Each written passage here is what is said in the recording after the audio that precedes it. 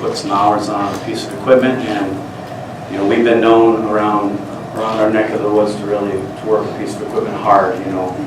We'll call it Marlowe and order a part, and they've never had anyone order that part before, and that's kind of what our business is. I don't know if I should be proud of that or not, but that's what it is. So anyway, they brought our name up to Caterpillar, and we have some customers that we work with in the winter time. American Crystal Sugar, it's a big deal up in our neck of the woods. We grow sugar beets up there and produce sugar. And through that process, they wash those sugar beets, and they've got some water and some mud that they need to separate. And that's where we come in.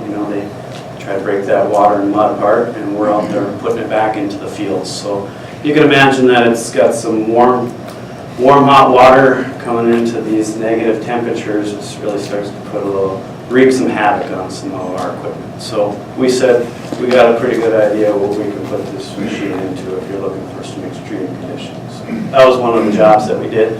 Another job that we used, we were doing a sanitary sewer lagoon for our city there.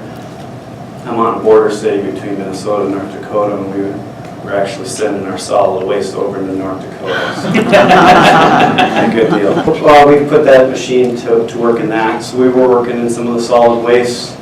We did a clay liner with this project, put a synthetic liner down, and then we ended up having to put some sand on top of it. We had a couple of different operators that got to sit in the seat, and they were pretty excited about it. One of our operators has been with us a long time. He's got 35 years of heavy equipment operating. He's actually known in our area as Super Cat. That's his nickname. So he's got a lot of time in the laser seat. So, and he has a lot of opinions on lots of different things. So we thought this will be great, and we put him in that piece of equipment. And he didn't have a lot of negative things to say, which surprised us, and that's good. And some of the things that he brought up, were the comfort. We talked a little bit about, or saw a little bit about that new roller system. He didn't feel the weight of the machine, the counterbalance in it. He said it was very smooth, a great ride.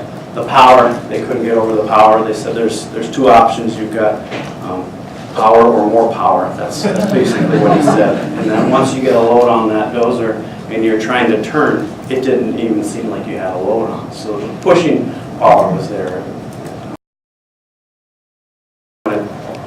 When we're out in the field and before how the process was, if any of you worked construction, we used to rely on experience and then little pieces of wood that we would put up so-and-so and put some marks on, and that would give us where our grades are. That's what we're looking to build to. So experience was key because you needed to visualize what that looked like as you were building it. And now with the GPS technology, it's actually given a guy like myself 20 years of experience that I didn't have, because I can see the product on the screen in front of me and know what it's going to look like before I even create it. So it's really, it's sped up.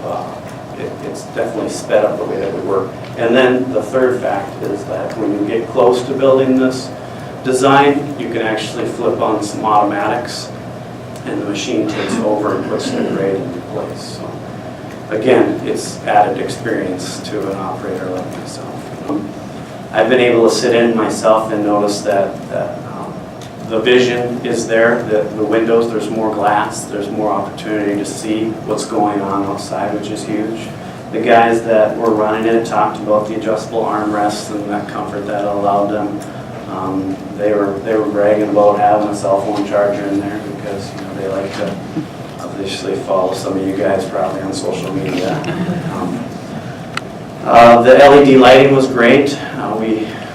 We're northern Minnesota, so this time of year the sun goes down at like 4 in the afternoon and we're still working. So the light's important. The backup camera was huge. Backup camera not only for the safety, the feature, but the comfortability of that backup camera, so that you wouldn't necessarily always have to turn around as you're moving, that you could trust another piece of equipment there, that camera, to work with you to do that. So, the operator fatigue was different, not only with the ride, but with the comfort. So, yeah, they noticed it, they appreciated it for sure.